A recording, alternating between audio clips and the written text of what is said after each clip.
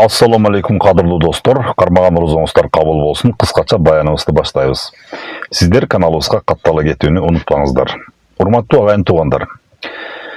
Кейбір күнөөлөр көзгө дароо көрүнөт. Мисалы, оорлук, аракетчилик, зөөкүрлүк сыяктуу. Адам андай иштерден сактанууга аракет кылат. Бирок кейбір күнөөлөр бар. Алар көрүнбөйт. Бирок жүрөктү бузат. Ошондой оор күнөөлөрдүн бири текебердик.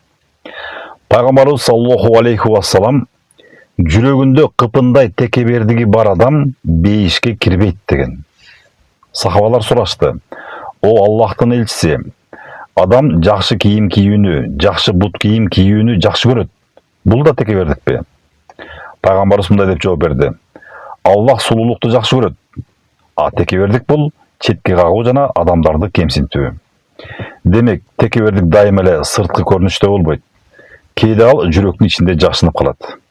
Кейбір адамдар: "Мен баарын билем. Менден башкасы такыр эле түшүнбөйт. Мен андан да жакшыраакмын" деп ойлошу мүмкүн. Мына ушул ойлор көрүнбөгөн текебердиктин белгиси. Кээде адам бир жакшы амал кылып коюп эле башкаларды төмөн көрө баштайт. "Мен намаз окуйм да, ал окубайт. Мен орозо кармайм го, ал вообще кармабайт да" дегендей. Бирок унутпайлы, амалды берген да Аллах, туруктуулукту берген да Аллах. Текебердиктин эң чоң мисалы иблис же шайтан.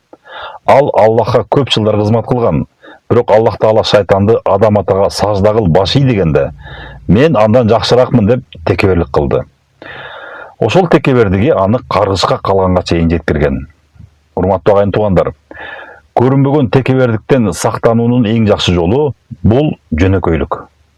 Пайгамбарыбыз айткан: "Ким Аллах үчүн жөнөкөй болсо, Аллах анын даражасын көтөрөт."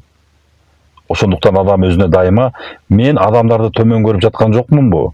Менин жүрөгүмдө текебердик жашынып калган жокпу?" деген сыяктуу суроолорду берип турганы жакшы.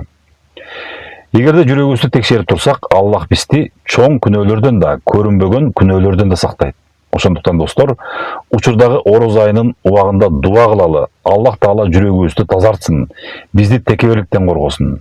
Туткан орозоңуздар кабыл болсун. Каналыбызга каттала кетиңиздер. Кайрадан көрүшкөнчө сак саламатта болуңуздар.